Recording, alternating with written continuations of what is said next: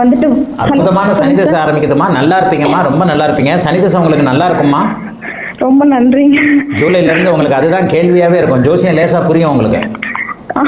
ஆமாங்க, உங்களை பார்த்தா கொஞ்சம் கொஞ்சம் கொஞ்சம் கொஞ்சம் இல்ல, ஜோசியம் நல்லாவே வரும். புதன் சுக்கிரன் சேர்ந்து குருவின் பார்வையில் இருக்கிறாங்க. இந்த அமைப்புல சந்திரகேந்திரத்துல புதன் இருந்துட்டாலே, சந்திரனும் புதனும் வலுத்துட்டாலே ஜோதிடம் ஓரளவுக்கு நல்லா வரும். வளர்பிறை சந்திரன் சனியை பார்க்கிறாரு, 3ஆம் இடத்துல இருக்கக்கூடிய சனியை பார்க்கிறாரு. இது வந்து உண்மையிலேயே ஒரு நல்ல அமைப்பு. ஆக சனி வந்து ஓரளவுக்கு நல்ல பலன்களை 2 டிகிரியில் வளர்பிறை சந்திரனுடைய பார்வையில் இருக்கிறனாலையும் மற்ற கிரகங்கள் எல்லாம் வலுத்து தான் இருக்குது. ஒரு ஜாதகத்தில் ஏகப்பட்ட கிரகங்கள் குருவின் பார்வையில் இருந்தாலே கொஞ்சம் ஓரளவுக்கு நல்ல அமைப்பு தாமா. சனி தசை உங்களுக்கு நல்லாவே இருக்கும். என்ன கேட்கணும் ஐயா? இப்போ ராகு கேது தோஷம் இருக்குன்னு சொல்றாங்கல்ல? ஆமா, அது அதனால ராகு கேது தோஷம் உள்ள மாப்பிள்ளை தான் பார்க்கணுங்களா? இன்னைக்கு கூட சன் டிவியில் அதை பற்றி பேசியிருக்கிறேன். இன்னைக்கு நான் பேசுனது 14ஆம் தேதி 15ஆம் தேதி அநேகமாக ரிலே ஆகும்னு நினைக்கிறேன். ஏம்மா, இந்த நாமக்கல்ல இருக்கிறீங்களா? ஆமாங்க ஐயா. ஐயா எனக்கு ஒரு 2 கொஸ்டின் ஐயா கேட்டுறேன்.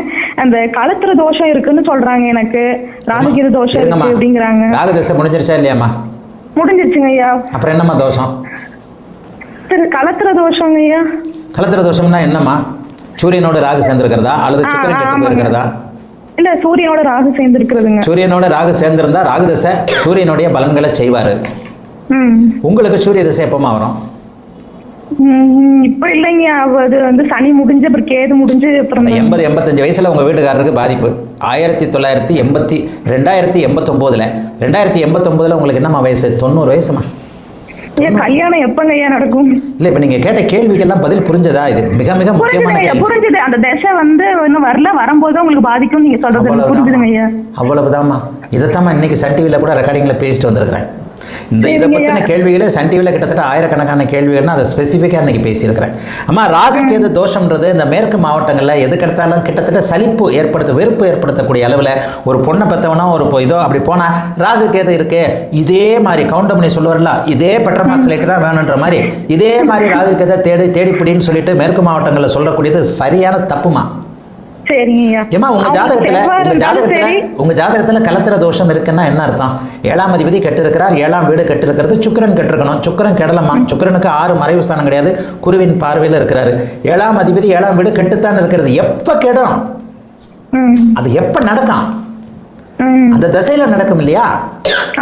அப்ப அந்த திசை வரவே இல்லையா? 11 வயசுல ராகு தசை முடிஞ்ச போன பொண்ணுக்கு போய் ராகு கேது தோஷம்னு எந்த ஜோசியர் சொல்றாரு? அவருக்கு ஜோசியம் தெரியல.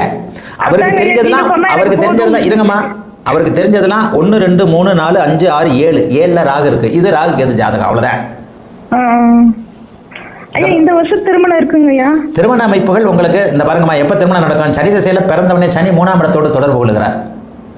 சனி 3ஆம் இடத்தோடு தொடர்பு கொண்டாலே சனி திருமணத்தை கண்டிப்பா கொடுப்பாரு. ராசிக்கு 7ல சனி இருக்கிறது தாமத திருமண அமைப்பு. 28 வயசு வரைக்கும் திருமணம் ஆகாது. லவ் மேரேஜ்ங்களா அரேஞ்ச் மேரேஜ்ங்களா? ஏமா, இந்த மாதிரியான அமைப்புல உங்களுக்கு விருப்ப திருமணம் தாமா இருக்கும். நீங்க ஏதாவது ஒரு வீட்ல ஒத்துக்குவாங்களா ஐயா? இதுதாம்மா கேள்வி, கஷ்டமான கேள்வி. வீட்டில் ஒத்துக்குவாங்களான்றது அம்மா அப்பாவுக்கு அஷ்டமச்சனி நடக்குதா, ஏழரைச்சனி நடக்குதா, வீட்டில் ஒத்துக்குவாங்களா இல்லை திரத்தி அடிப்பாங்களா, இல்லை ஒரு பெரம்பு எடுத்துக்கிட்டு சரியா உதன்னு உதப்பாங்களா, இதெல்லாம் அதுக்கப்புறம் கேட்கணும்ல. வீட்டிலனா யாரு? உங்க அம்மா அப்பா. அப்போ உங்க அம்மா அப்பா ஒத்துக்குவாங்களான்றது அவங்க ஸ்கேன் ரிப்போர்ட் அதெல்லாம் எடுக்கணும். அதை விட அந்த பையன், நீங்க மனசுல வச்சிருக்கிற பையன், அவனுக்கு கல்யாணம் ஆகுமா, அவனுக்கு எப்ப கல்யாணம் ஆகும், உங்களை கட்டிக்கக்கூடிய அமைப்புகள் இருக்கா, இதெல்லாம் வேறமா.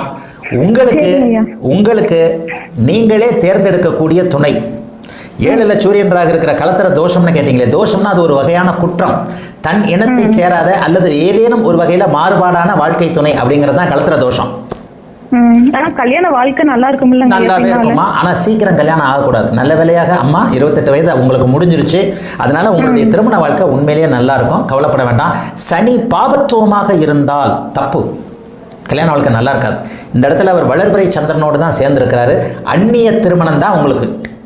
சொந்தக்கார மாப்பிள்ளை, அத்தை பொண்ணு, மாமா பொண்ணுலாம் கிடையாது. உங்கள் அம்மா அப்படி அத்தை பையனை கல்யாணம் பண்ணிக்கன்னா நடக்காது. உங்களுக்கு இந்த திருமணம் சனி தசை நடக்கிறதுனால கண்டிப்பாக மனசுலையோ ஏதோ எண்ணங்கள் வச்சிருக்கிறீங்க இல்லையா? பெத்த தாய் தகப்பனை கடுமையாக பிளாக்மெயில் பண்ணி பட்னி கிடந்து அது கிடந்து இது கிடந்து ஜூலை மாதத்திற்கு பிறகு, குறிப்பாக இந்த வருஷம் கல்யாணம் நடக்காது, தீபாவளிக்கு பிறகு பிளாக்மெயில் பண்ணி கல்யாணம் பண்ணியிருக்கீங்க. வாழ்த்துக்கள், நல்லா இருப்பீங்க.